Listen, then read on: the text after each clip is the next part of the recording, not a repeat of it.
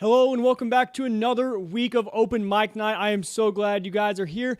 This week we are going to talk about card skimming. Is your credit card being stolen right under your nose? And I also give you guys some tips on equipment you need to start making some awesome YouTube content. So stick around. It's going to be a really fun show.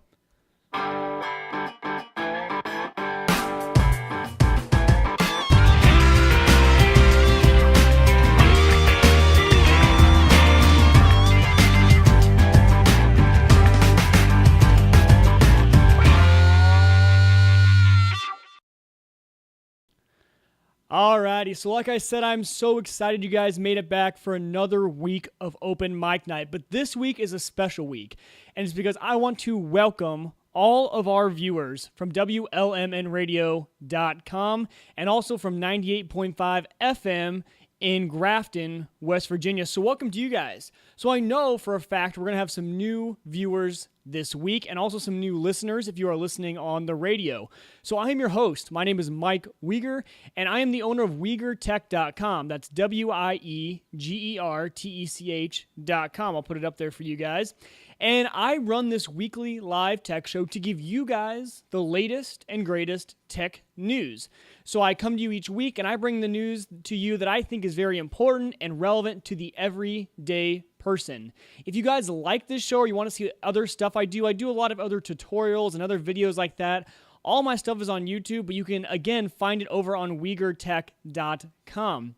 I love interacting with you guys as my audience. So although for you guys listening on WLMN Radio, although this is not a live show, feel free to email me or tweet me. So my email is mike@wiegertech.com, MIKE at WIEGERtech.com.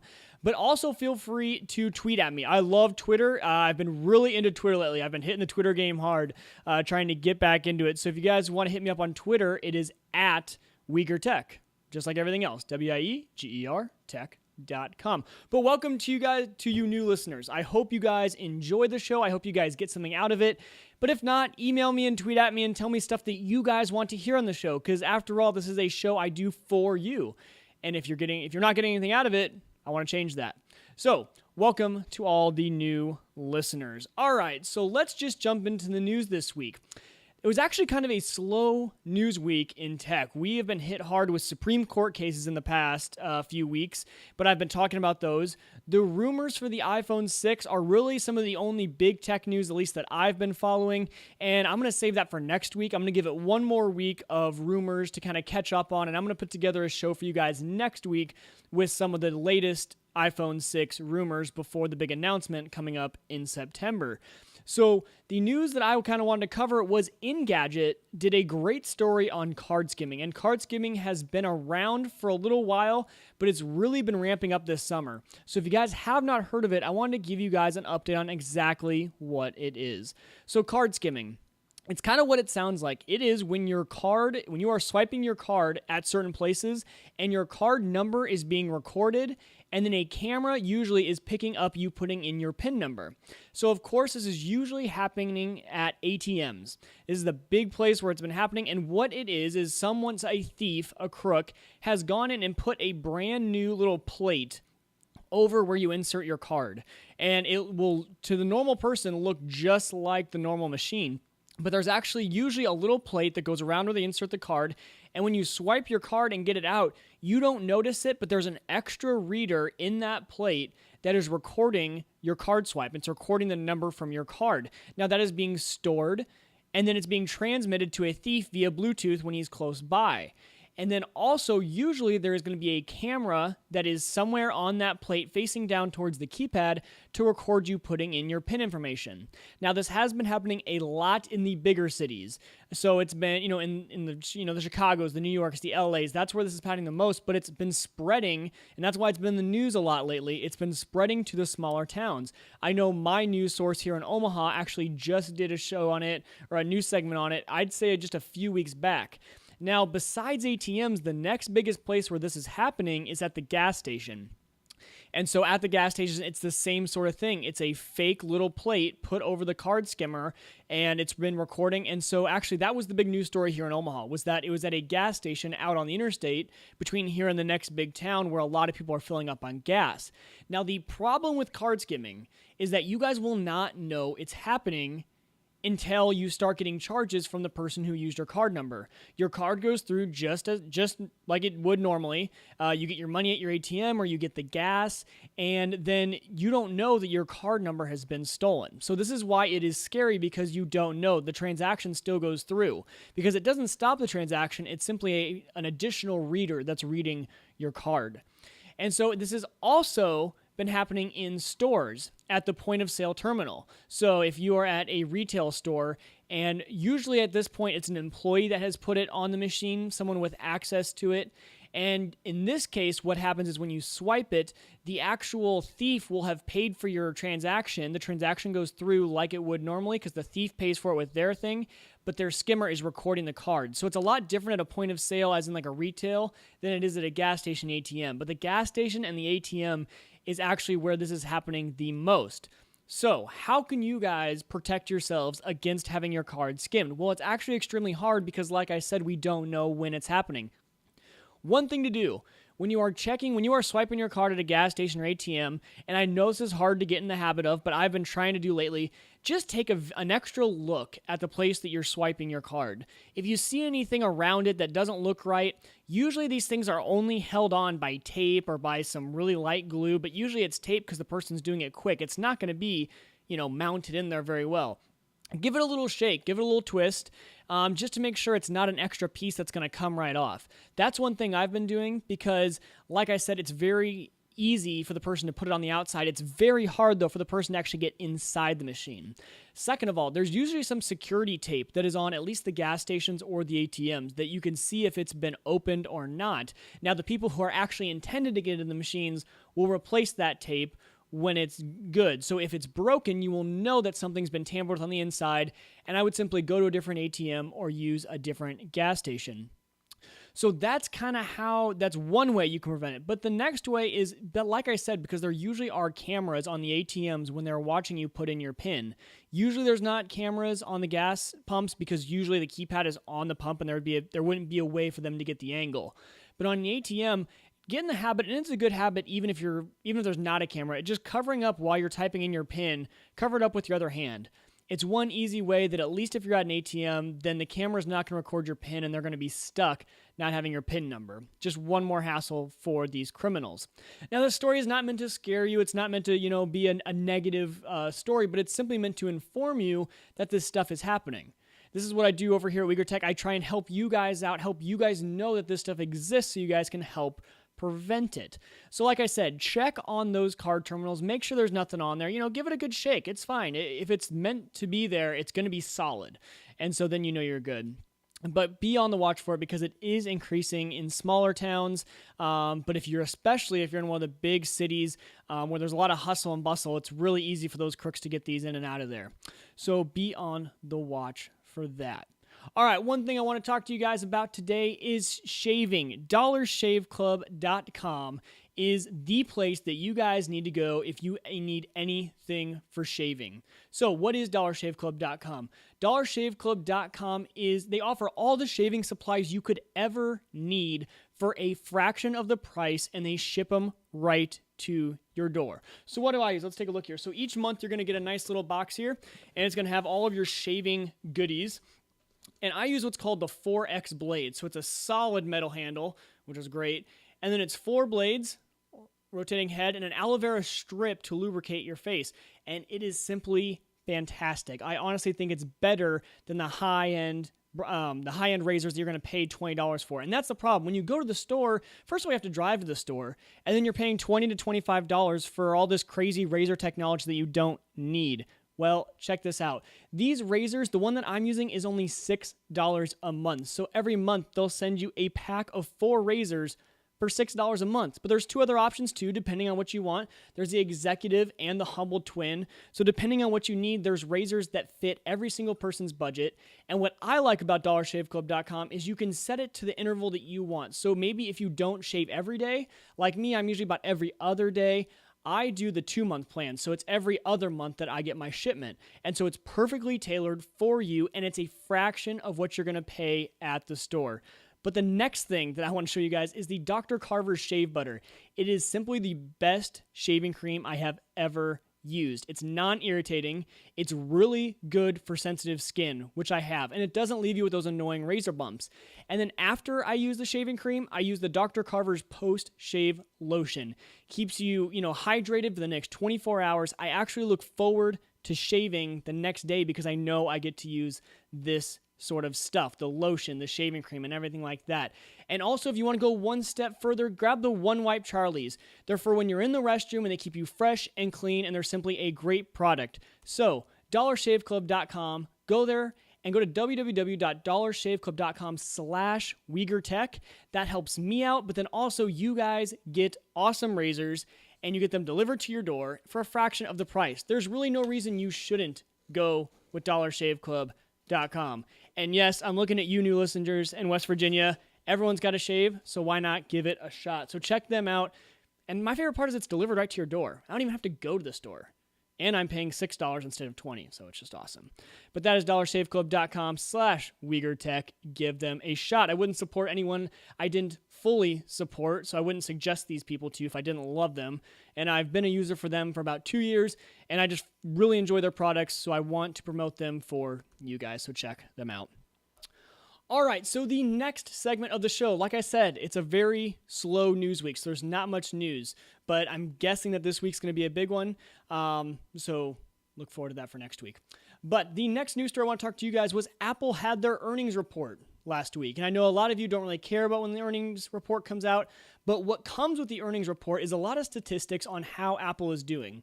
And for those new listeners out there, I am a huge Apple fanboy, and you will learn that. And so I talk a lot about Apple. I talk a lot about iPhones, iPads, Macs, and stuff like that. So I do want to give you guys a quick update on Apple. So the one thing that they are seeing massive growth in a lot of their areas, but one area that they saw decline in is the iPad. And people are kind of wondering, why you're seeing decline in iPad. It's such a good product for you guys. You guys always talk about how amazing your iPad is and how big of a part of their company it is for them and how much of a moneymaker it is. Well, there's been a lot of people talking about how the iPad is simply an amazing product. It's got a 97% satisfaction rate, and the iPad Air has a 99% satisfaction rate, almost 100. And so these products are fantastic. No one's returning them. And the problem, quote unquote problem, with the iPad is that it lasts forever. And I know that's true for me. I have an iPad that's more now than 2 years old, and it still works flawlessly. I have no problems with it. There's simply no need for me to upgrade. And so people are starting to see that the iPads are going to be kind of like the computers. They're going to be things that you don't need to upgrade all that often. It's not like a phone where you update it every year. And so Apple said that the decline in iPad sales is due to a saturation in the market. Most of the people now have iPads. And so as the market shrinks of people who don't have iPads anymore, and that market that does have an iPad, theirs is lasting long enough. They don't need new ones every year. It's natural to see a decline in sales on the iPad. But they are seeing growth in all the other areas, and that was surprising for this quarter because this quarter isn't usually a big production quarter. You see it in Q4 being the biggest production because of obviously the holidays, but they did have a very good quarter, and they are ramping up for their iPhone 6 announcement, which they said is going to be the most highly anticipated phone yet. They have the largest numbers of orders for these phones to have made for the holiday season, more than any other iPhone they've ever launched. So they're anticipating a lot of sales on this iPhone 6, more than they've ever had before. And I would agree with that because they're due for an upgrade. There's a lot of people with iPhones that I think are going to jump to this iPhone 6, and I think it's going to bring over a lot of new users, especially if some of these rumors about a bigger screen actually do happen. So that is your quick Apple update for you guys. And so now we are going to move into a new segment that I am going to start tonight. And so for the next few weeks, I am going to give you guys my tip of the week is going to be teaching you guys, giving you guys the insight on how to create YouTube content, videos, podcasts, really creating any sort of content that you guys could ever want. by far, the most questions I get emailed to me, and again, right now I want to remind you guys, all you new listeners, if you guys have any tech questions at all, especially Apple related, but even if not, send me an email, mike@uyghurtech.com. And so I know usually I don't throw that in the middle of the show, but since we have so many new listeners, please take me up on that and email me any tech questions you guys have. I am here for you guys, so utilize it. So I am going to be giving you guys kind of my picks tonight. What I'm going to cover is the equipment you guys need for cameras and microphones. So what is a solid camera and what is a solid microphone that you guys can use to get started making videos? Because I know a lot of you see YouTube and you want to make your videos, and I think you totally should. YouTube is free, so might as well put your stuff out there and see if people like it. That's how I got started, and I know it's how a lot of other people, they just picked up a camera and a microphone and they started going. So I'm going to talk to you guys tonight, like I said, about cameras and microphones. Now, the one common misconception about YouTube and YouTube creators and everything like that is that we have a bunch of high-end, very expensive equipment that no one else can afford. And I'm going to tell you that's simply not true.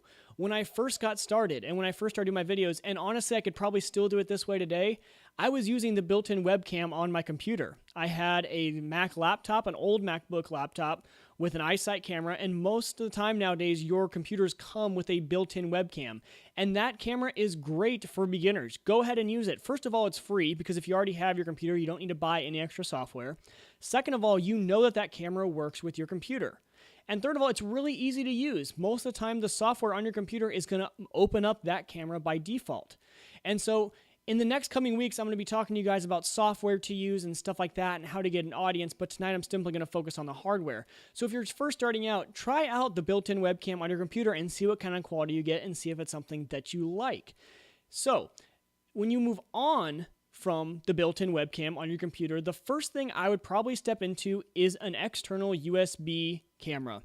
That is what I'm using right now. I am talking to you guys through a USB camera that is hooked up to my computer over here.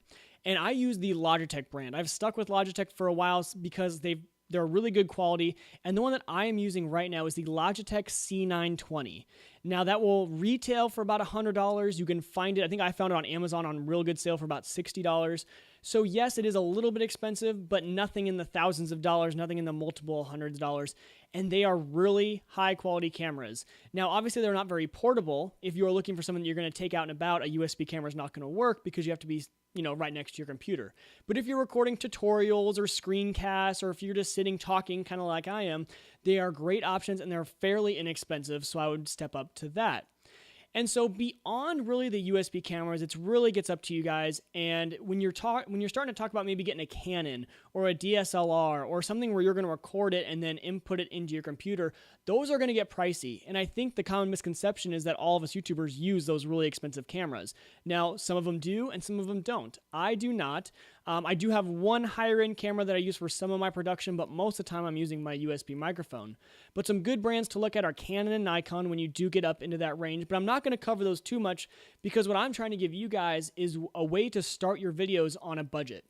And so I would say a $60 Logitech webcam is perfectly fine. It does HD. Mine does 1080p, which is exactly what I need. Yeah, we're not going to be in 4K, but we don't really need that yet, so it's 1080p. So I would stick with the Logitech series webcams.